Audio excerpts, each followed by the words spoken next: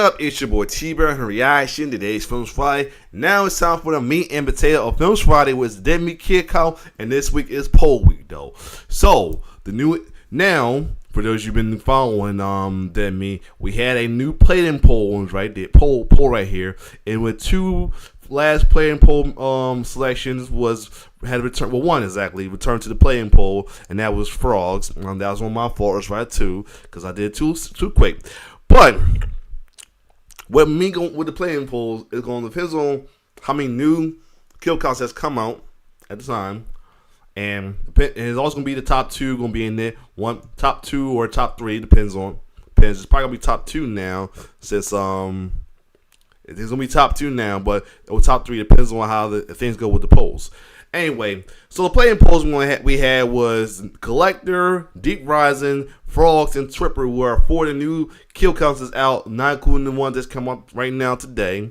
And not including Collectors, the collections. This is a sequel to Collector. But that being said, the top three that made it to the poll was Frogs, Deep Rising, and Collector. Deep Rising being the highest selection. Now we had the poll, and the pairs of the polls was once again Team Werewolf with Wolfman and Werewolf by Night, Pineapple and Collector. Since Pineapple was pulled with last video, was one of the last video along with Collector, and Deep Rising with Mayhem. And since 28 Day Ledge was the runner up, I pulled with the least voted out of the three, was just Frogs and Team Old School. Now, with the results, surprisingly, a veteran made the win as Team Werewolf is the winning pair, while there's a slight edge between Pineapple Collector pair and Team Old School being the losing pair, which I'm going to hold up just in case a jump happened. But right now, it looks like Team Old School could possibly be the losing pair. And that being said,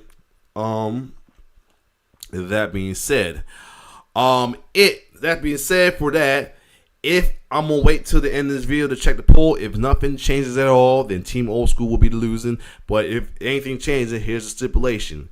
If Team Old School, well, first things first before that, since Deep Rising and Frogs are part of surviving pairs, they will move forward and will not safe from return to the play-in poll, because any of the losing pair that's losing play-in pool, they won't be bound for elimination, but will have to return to the play-in pool. But none of that's happened. But now going forward, they are prone to be sent to the redemption gulag should their pair become a losing pair. And speaking of the losing pairs, if Team Old School is the losing pair, we have the loser poll since both are veteran, and out of the one that's saved, it will be paired with Frogs, since Frogs is an Old School movie as well too.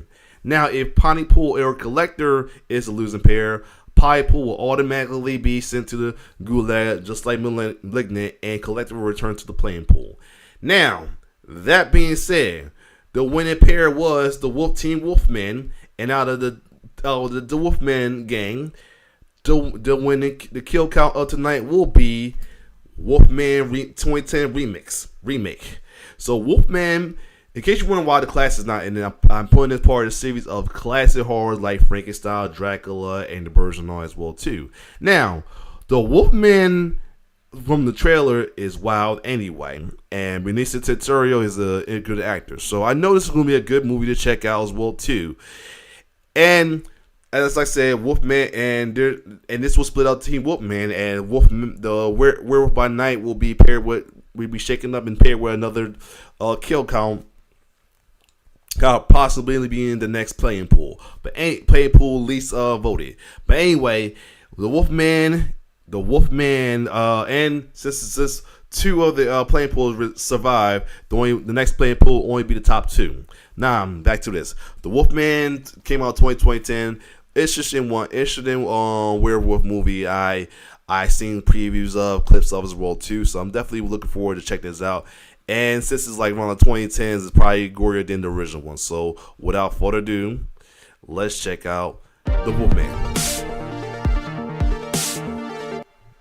Welcome to the Kill Count, where we tally up the victims in all our favorite horror movies. I'm James A. Janice, and today we're looking at the Wolfman remake from 2010. The Wolfman, now a compound word, came out when the horror genre was dominated by remakes. It's a modern production of the 1941 classic, updated with tons more action and blood, elaborate effects, both practical and digital, and a whole heaping pile of jump scares. It's honestly very good at being a remake. It expands upon the original with enough nods to satisfy longtime fans, and spins the material off into a different direction, specifically a father-son feud. For all those strengths though, I still didn't enjoy watching it. I thought the pace was slow and the performances disappointing. Anthony Hopkins is bizarrely bad and basically asleep on his feet. Hans, Holy Mother of God. No, seriously, this may be his worst performance I've ever seen. And he's a good actor too. The wounds were so terrible that only something human would seem capable of such wanton malevolence. Jesus, Tony, at least learn your lines. I can't talk too much shit about the movie though, not after learning about its production problems. This one needs a bit of an extra intro. The Wolfman was a massive production that massively failed. It was crapped on by critics and bombed at the box office. Oh, the wow. then president of Universal called it one of the worst movies the studio ever made. I don't think it's quite that bad. This is the studio that gave us Cat in the Hat after all. But it was plagued by problems with everything from the director to the score. Production went over schedule and nearly doubled its budget, which it then failed to recoup in its global gross. The release was moved 5 times during a 1.5 year long delay. This thing was a mess is what I'm saying. And yet it's a fascinating mess, especially from the perspective of how movies are made. The Blu-ray has a great collection of special features that are highly informative for anyone interested in visual effects, makeup effects, stunts, or just filmmaking in general. Check them out. Throughout them all, you see the passion by Benicio del Toro, who not only plays Lawrence Talbot, but was also a producer who helped develop the film. Del Toro, a huge Wolfman fan, is basically the reason this movie was made, since he stuck by it through multiple writers and directors. Mark Romanek was attached as director for a year before leaving over creative differences. He said he wanted to make a more artistic movie than the studio was asking for. Joe Johnston was hired a mere 3 weeks before production began, which is cutting it insanely close. Johnston was more of an effects and action-y guy, having directed Honey, I Shrunk the Kids, Jumanji, and Jurassic Park 3. The year after Wolfman, he'd direct the first Captain America.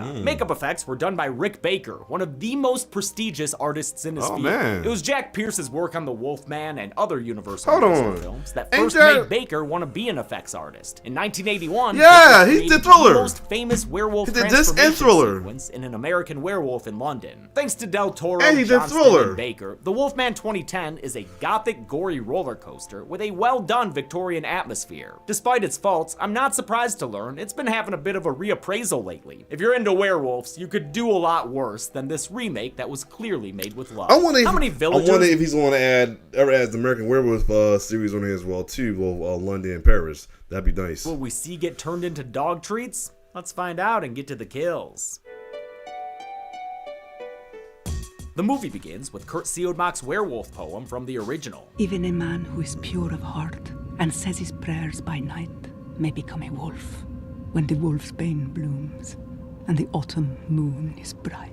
It's 1891 in Blackmore, England, and little dead Riding Hood Ben Talbot just found a big bad wolf in the woods. A couple of bloody claw swipes shows us this ain't your grandma's Wolfman movie, and this ain't your grandma's Wolfman title card, because it's one word now. Ben's disappearance causes his brother, Lawrence Talbot, to return to their home of Talbot Hall, which is about 80% soot. I like how much Benicio del Toro resembles Lon Chaney Jr. as he plays remake Lawrence, who's lived most of his kinda life look like in him. the US as a Shakespearean actor. He reunites with his father, Sir John Talbot, played by everyone's favorite cannibal, Anthony Hopkins.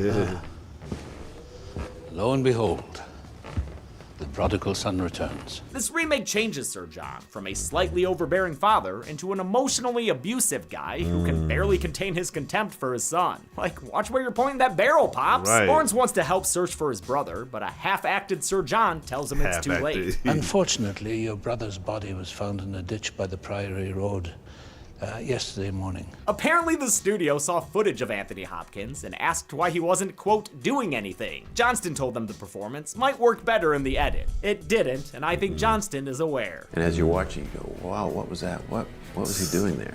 That was sort of strange. To see his brother's body, Larry rides into the nearby village, which was played by the village of Castle Combe in Wiltshire. Castle Combe is one of many excellent settings for the Wolfman, since it's a real-life period town with no modern touches to it. All production had to do to match the era of the film was cover up road signs and dirty up some houses. The local butcher has been keeping Ben's body on ice, and even though he's warned not to, Larry takes a peek. Holy Walking Dead! Yeah, maybe make this a closed casket funeral. He pops by the pub for a pint, where some gossiping locals mention how 2 other men were killed in similar attacks, but we never met them, so doesn't count. Pub owner Mr. Kirk blames a local Romani camp and its dancing bear, but local rambler McQueen posits the presence of a werewolf. Whatever did it was big, had claws, and didn't mind a load of buckshot. Great Quint-like monologue here by Scottish actor Clive Russell, aka the motherfucking Blackfish. That's what I thought he was, home to check on remake Gwen Conliffe, who wrote to him about Ben's disappearance in the first place. Gwen is now Ben's fiance, or ex-fiance, I guess, meaning this remake has no need for Frank the Wank. She's currently staying at Talbot Hall with her Ironborn maid. Hell yeah, Game of Thrones actors. Lawrence and Gwen meet face to face for the first time, and he pledges to remain in England and find out what happened to Ben. The death weighs heavily on both of them, and it doesn't help when Larry opens the door into the house's flashback room.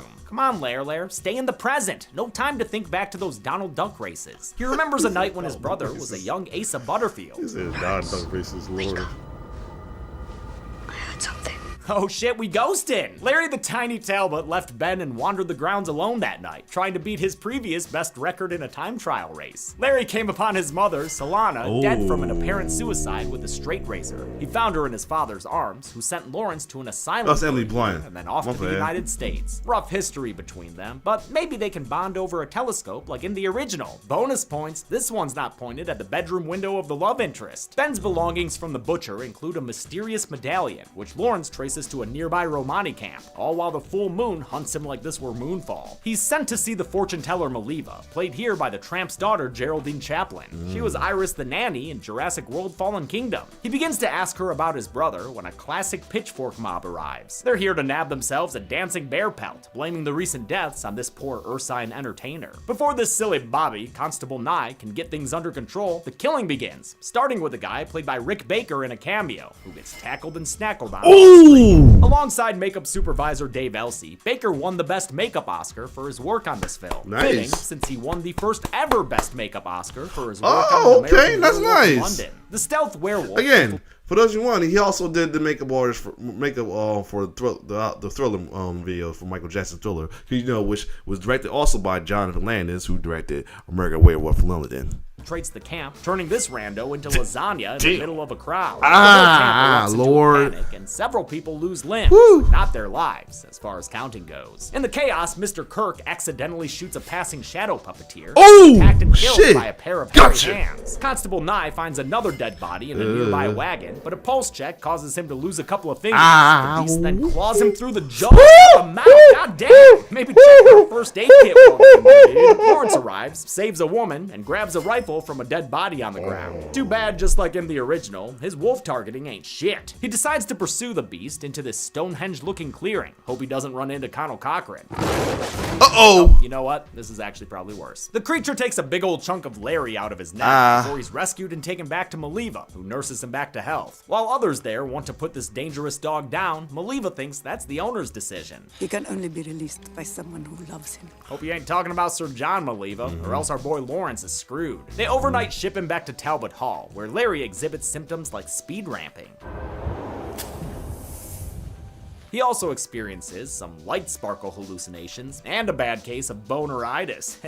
Boneritis. What the hell? A visit from Trainspotting Gollum? When he wakes up from his fever, family physician Dr. Lloyd discovers his wounds have healed at a remarkable rate. It's one of the few scenes lifted directly from the original, though remake Lloyd doesn't engage in PJ Peekaboo. Does prescribe him some Gatorade Frost, though. The strange events finally catch the attention of Scotland Yard, who send over Mr. Smith to take care of the situation. Hugo Weaving is playing Francis Aberline. a character inspired by Frederick Aberline, the real-life inspector who tried to catch Jack the Ripper. That real-life background is applied to the fictional Francis. Weren't you in charge of the Ripper case a couple years back? Aberline voices a suspicion towards Larry due to his history of mental illness, but the only thing we learn from this scene is that Hugo Weaving's the only one giving an interesting performance. Larry goes out to the lake where he questions his sanity. Yep, still screwy. He's joined by his dead brother Zex, taking a break from subbing for and dressing like Miss Peregrine. Remake Gwen Conliffe is played by Emily Blunt, last seen on the kill count in Quiet Places. Yep. I like Blunt a lot, but does she get anything to do in this movie?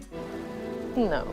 Lawrence gives her a flirtatious rock-throwing lesson, and pretty soon, she's sending them jungle cruising across the lake. It's kind of father-sonny for a first date, but you know what? These two don't have any actual romantic chemistry, so whatever. Also, Larry could use a loving-father relationship. His developing dog ears discern a distant din. He returns home to find the Hat Brigade here to arrest him. Here's a hat, and another hat! The hats get stupider in every shot. Hatting it up are local landowner Squire Strickland, and this movie's Colonel Montfort, looking more like Colonel Mustard to me. They've heard rumors of Larry's werewolf bite and want to capture him for safekeeping, but they're stopped by a gunshot from a tired old man. Sorry, Colonel. I meant to shoot you. Sadly, I'm not the marksman I used to be. Okay, that was actually kind of baller. You win this one, Tony. They can go on and get. Gwen dismisses the townsfolk's fears as backwards and old-fashioned, but Larry's super healing convinces him they might have a point. Also not a good sign that he's going gaga over Gwen's décolletage. He visits Singh, his father's loyal servant, who tends to the estate in between dates with Stede Bonnet. Singh tells Lawrence his family is cursed and shows him a stash of silver bullets. When you need those as a safety plan, might be a good idea to send the love interest away. Lawrence tells Gwen she can't wait until the edge of tomorrow. She has to return to London now so she can be safe from him. And hey, if it keeps her from being in this movie for the next 30 minutes, good for her. The town prepares for the upcoming full moon with many a swing of the hammer. Aberline swings by the pub so we can get some good acting as a doggy treat. Rules, Mrs. Kirk. They're all that keep us from a dog-eat-dog world, you know. At Talbot Hall, Lawrence notices his father going out for a midnight stroll. He follows him to a crypt, which we saw Brother Ben running towards in the movie's opening. Inside, Lawrence finds a shrine to his dead mother, as well as a lazy boy that only dads are allowed to sit in. Speaking of the Popkins, Anthony Hopkins popkins in to explain his performance. You see, I'm quite dead. He escorts Lawrence out and closes the door behind him, locking himself inside so he can twinkle his eyes in peace. Lawrence starts getting his dog on, his joints elongating in a painful-looking transformation, clearly inspired by Baker's seminal work in An American Werewolf in London. This first transformation is hidden in shadows and reflections. They wanted to save the full reveal for later. It still required reshoots to help flesh it out, meaning the effects team had to combine shots that were filmed months apart. Baby's first howls are heard by Aberline back in town, so he hightails it into the woods. Wolfman Larry Evil Deads his way towards some bait and falls into a pit trap set by the townsfolk. The men rush to inspect it, but one poor soul, Johnny, loses his step and tumbles in, quickly earning a slash to the face, a finger death punch through the stomach. Ooh, and a kid? Oh, no, not a kid. McQueen tries to take aim, but Wolfie Boy yanks him. Come here! Comedic kill. Had to do it. McQueen and tosses his still firing gun arm back up to his friend. He pops up out of the hole and two more shooters are killed. This one local who takes some friendly fire, and Squire Strickland, who's Freddy vs. Jason flying into a wall. Shit! Lawrence wraps up this attack by killing two legacy characters like from the little Freddy vs. Jason reference. Shout out to Kelly Rowland, by the way. The original. First on the menu is Colonel Montfort, who gets stuck in some marsh muck before Larry knocks his block off with a claw. Next up is Dr. You just got caged! Oh shit! Dr. Lloyd, who's attacked and killed off screen. Aberline gets to this Elden Ring looking place and discovers the leftover carnage. I don't mind that these two characters, who kind of come from the original, are killed. Like I said during that movie's kill count, they weren't anything special to begin with. What was special was Jack Pierce's Wolfman makeup on Lon Chaney Jr., and both Rick Baker and Benicio del Toro wanted to pay homage to it. After designing a face that was similar, but not too similar, to the OG version, Baker did what he's done since childhood and tested the makeup on himself. I like doing that because I like to see what it's like on the other side. Eventually, it was Del Toro's turn. The actor got a whole body life cast out of alginate, the same stuff used for teeth molds at the dentist. Every body part was sculpted into a prosthetic, which then needed to be painted and fitted with hair. That's awesome. The hair was a whole operation. Teams of 20 people would punch hair into the spandex suit and foam pieces, individually knotting them. That's what you call it. That's the music industry for you. That's the movie industry for you, man. It's a lot of work, man. This stuff ain't easy. folks who want to get into it, let me know. They ain't that easy, but it's worth it. Strand by strand. 4 different shades of yak hair were used, along with finer human hair and even finer wolf hair to give the fur a nice gradation of thickness. This fursuit is a work of art, and I'm glad Baker was able to get it made. The production manager called me into the office once and said, What is this? Why are you buying all this hair? What is this hair for? I go, seriously? Why do you need this hair? And he had behind his desk, he had a big sign that said, Wolfman. To mimic the way Lon Chaney walked in the original, effects supervisor Dave Elsey suggested leg extensions. They used prosthetics designed for people who are missing limbs. Finally, the Wolfman face was built up in the usual arduous process, which took between 4 and 5 hours to apply. Del Toro seemed totally fine with it though. I'm telling you, he was into this role. Like, really into it. Right. Larry wakes up the next morning in a trunk bed, looking a little worse for werewolf. Sir John chastises him with glee. Terrible things, Lawrence.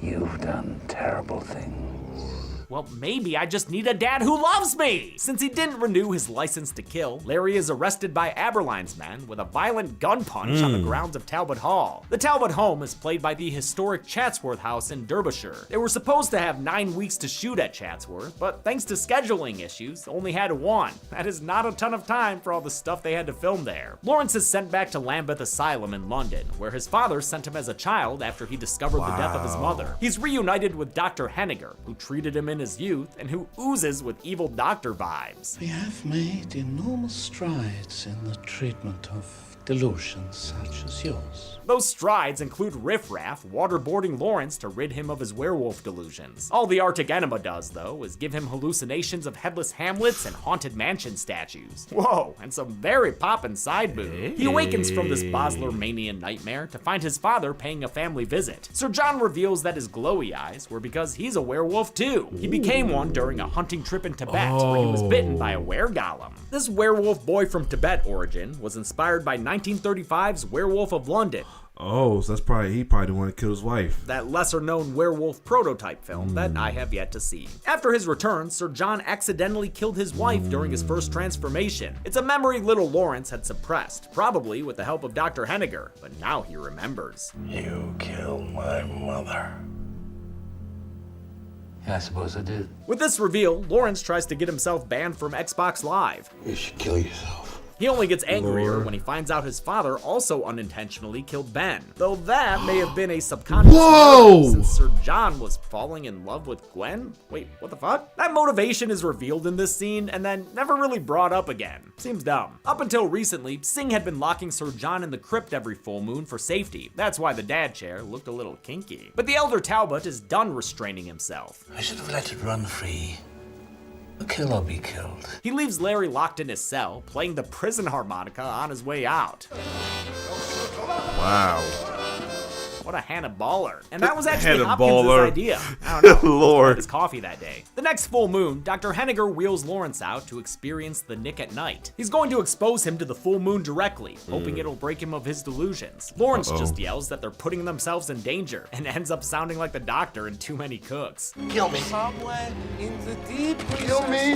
They don't, and while Henniger prattles on, Lawrence goes through another transformation scene. Whereas the first transformation took place in the shadows, this one is completely illuminated to show off the effects. In fact, they designed this one first, knowing it'd be the much more difficult task. We figured if we can pull off a transformation in a brightly lit room, full-on man to animal, we can do anything. Rick Baker wanted the transformation to be more practical, updating the techniques he had used nearly 30 years prior. Hold on.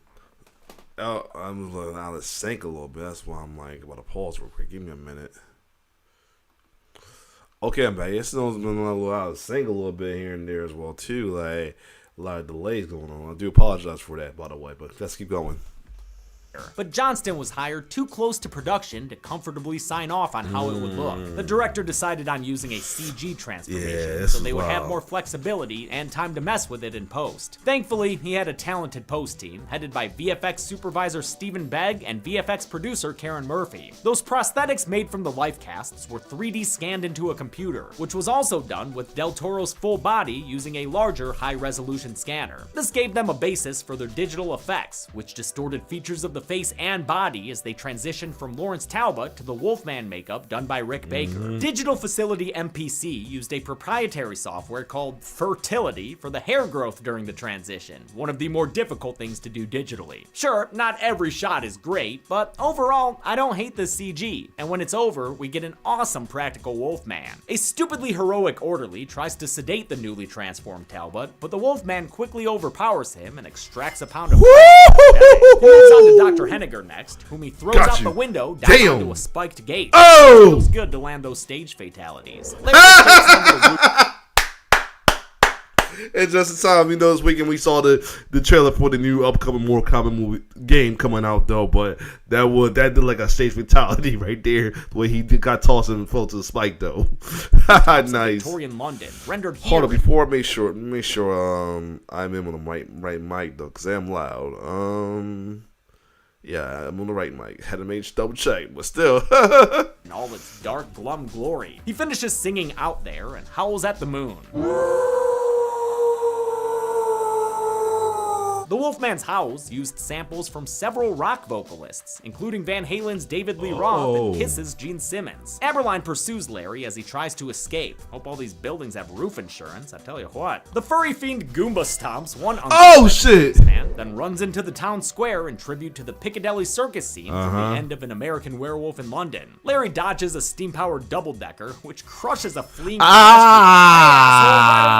away. The bus tips over, allowing Larry to bust in and carve up 4 passengers inside with various claw slashes and swipes. This entire badass action sequence was an amazing merger of practical and digital effects. It started with Henniger's kill, where a stunt performer was thrown through a window onto a crash pad. That shot cuts to an actual human doing a wire stunt, which transitions into CG at the bottom of his fall, where he's impaled with some CG spikes. The end of his death cuts back to the real actor, with the digital spikes coming out of his back. On the rooftops, we see a collaboration between the visual effects team and Del Toro's main Wolfman stunt double, the aptly named Spencer Wilding, whose first credit was also as a werewolf in Prisoner of Azkaban. This dude did a ton of cool shit for the Wolfman. My favorite is when he was on a carpet being pulled at 20 miles per hour to make his running look faster. They compared it to the moving walk at airports. But Wilding was wilding out all over the place, hanging from cables and using a rig around his waist to allow him to run on all fours. This was a huge part of reshoots. Initially, the Wolfman only ran around on 2 legs, but they thought it looked bad, so they went back and made him part quadrupedal. I think it was the right call. Wilding was filmed running in front of a green screen, interacting with practical props. They called it semi-werewolf parkour. Those shots were composited into a digital London, which mixed 3D elements with 2D images for the distant backgrounds. And lest you think that Goomba Stomp was digital, nah man, they really did that shit! After 3 days of rehearsals, Wilding jumped from an 80-foot roof off of Old Royal Naval College in Greenwich. I just gotta let this footage play out because it's fucking awesome, dude. That is awesome. Looks like a lot of fun to do. All right. Finally, the street attack was filmed on the Naval College grounds, keeping it safe from the public since there was so much action involved. There's a lot of people in a small area with carriages going over and action going on, so we all have to have our wits about us. A whole bunch of stunt performers had to take an actual fall from a 5.5-ton steam bus. It's a testament to their talents and stunt coordinator Steve Dent that no one got hurt doing these things. Lawrence hurdles his way over ye olde police barricade and escapes into the night. He eventually collapses near a bridge where he sleeps off the fur and claws. He reunites with Gwen in her father's antique shop, another nice subtle nod to the original. He fills her in on the film's second act. I'm a monster, and so is my father. He killed Ben. Careful, man. Don't throw her for a looper. Larry's accepted that there's no cure for his condition. It's a part of him now, an inherent vice. But the least he can do is go kill his wolfy dad. Gwen tries to get him to stay with some passionate Raimi romance, but they're interrupted by Aberline, who's here with the latest news.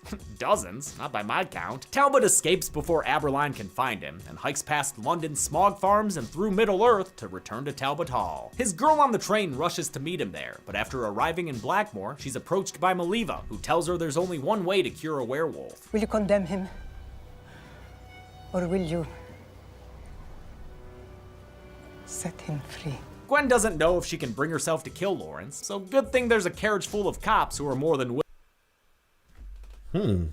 What the world? Hold on. What happened to the sound? Go back. I don't know what happened to the sound that minute ago, but let's try again. Gwen doesn't know if she can bring herself to kill Lawrence, so good thing there's a carriage full of cops who are more than willing. Okay. That's weird. So part the sound went out? Interesting.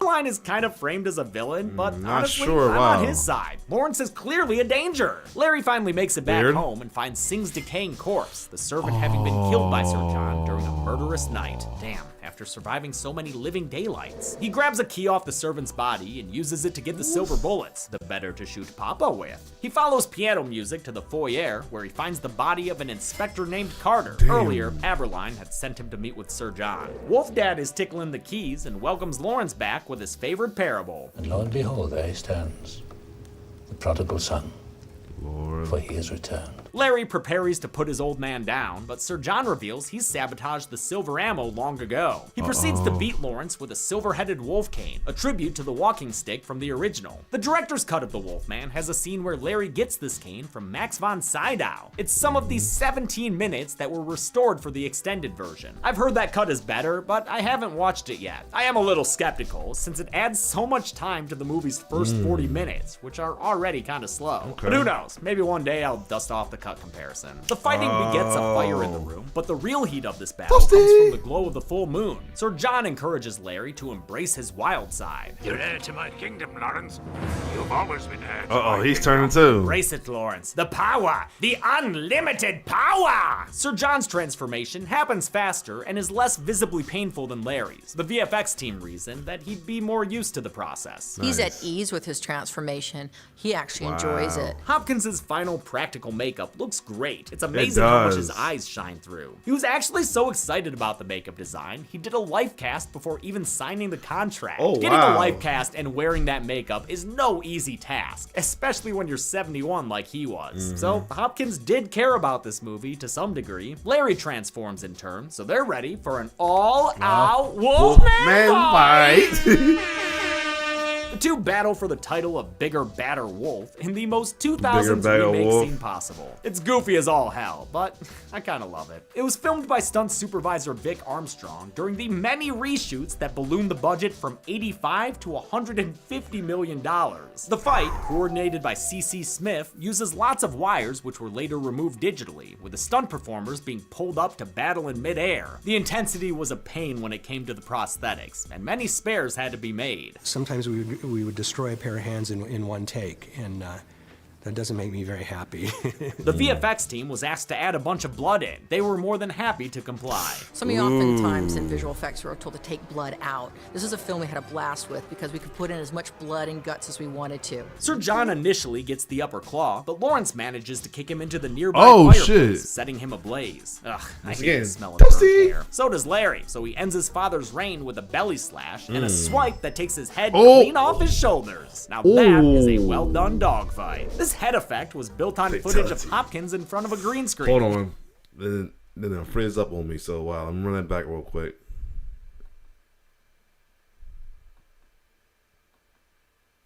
But yeah. Toasty! Ugh, I hate the smell of burnt hair. So does Larry, so he ends his father's reign with a belly slash and a swipe that takes his head clean off his shoulders. Now that is a well-done dogfight. This head effect was built on footage of Hopkins in front of a green screen. It's funny how he's having too much fun about this movie's effects. Gwen arrives to discover Larry in full beast mode. Aberline's right behind her, so Larry attacks and bites the cop with a vendetta. A spear toss gives Gwen a window to escape. Who throws a spear? Honestly! Larry would rather chase a pretty lady than play Speary Swipey with Aberline, so he Texas Chainsaw Final Girls out a window to pursue. Gwen makes her way into the woods, but can't outrun Larry, who corners her by a waterfall. She makes a desperate appeal to his inner humanity. Sorry, I'm humming the little Where We're Chased from Thriller. You know me. You know me. Remember me. Look at me. It works long enough for her to shoot him through the chest. Oh, damn, yeah, you go, girl. Hairy Larry reverts back to his slightly less hairy human form and thanks Gwen before dying in her arms. Don't worry, though. He'll be fine. All dogs go to heaven. The townsfolk catch up. And he said all dogs go to heaven. I was going to say, I'll die all tonight. Aberline realizes with horror that thanks to Larry's bite, he's doomed to bear the Talbot curse. The movie ends as Talbot Hall burns to the ground, and we're treated to one last howl for the road. Consider it a doggy bag. How many people drop dead once the Wolfman dropped that space in his name? Let's find out. Really?